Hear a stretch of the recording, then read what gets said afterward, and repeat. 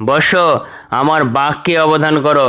হে আমার সন্তানেরা, আমার বাক্য অনুসারে চলো, আমার বাক্যের ওপর নির্ভর করো, আমার কথায় কর্ণপাত করো। ঈশ্বরের বাক্য বলছে, হে আমার সন্তানেরা, আমি যে তোমাদের বাক্য বলছি, আমার বাক্যগুলোরও কান দিয়ে শোনো, আমার বাক্যকে কান দিয়ে শোনো এবং আমার বাক্যের ওপরে তোমরা নির্ভর করো।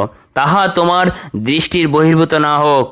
ঈশ্বরের বাক্য যেন আমাদের চোখের বাইরে না চলে যায়, আমরা যেন সদা সর্বদা ঈশ্বরের বাক্য অনুসারে চলতে পারি।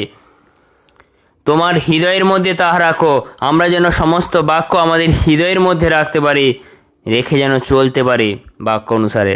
কেননা যাহারা তাহা পায় তাদের পক্ষে তাহা হলো জীবন। ঈশ্বর বলছে, যারা এই বাক্য পাবে, যারা এই বাক্য অনুসারে চলবে, তাদের জন্য এই বাক্যই হলো তাদের জন্য জীবন। তাহা তোমাদের সর্বাঙ্গের স্বাস্থ্যস্বরূপ। বাক্য কেমন? বাক্য মানুষের সর্বাঙ্গের স্বাস্থ্যস্বরূপ। বাক্য যদি মানুষের হৃদয়ের মধ্যে থাকে, তাহলে তার স্বাস্থ্য ভালো থাকবে।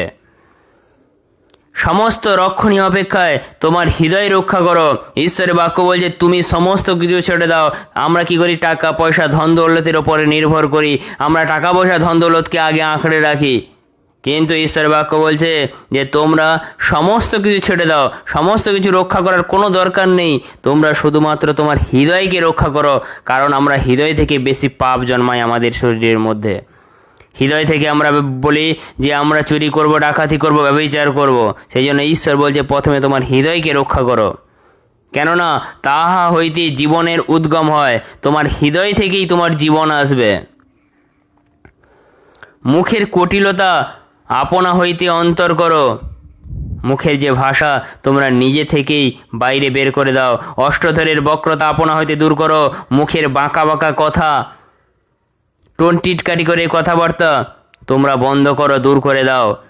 তোমার চক্ষু সরল দৃষ্টি করুক। তোমার চোখের দৃষ্টি সদা সর্বদা যেন সরল দৃষ্টি হয়। তোমার চক্ষুর পাতা সোজাভাবে সম্মুখে দেখুক। তোমার চোখের পাতা যেন কখনো বাঁকা পথে না দেখে। তোমার চোখের পাতা যেন কখনো এলোমেলো না কিছু দেখে, খারাপ কিছু না দেখে। সদা সর্বদা যেন সোজাভাবে সম্মুখে দেখুক। তোমার চরণের পথ সমান করো। তোমার চলার পথ সদা সর্বদা সমান করো।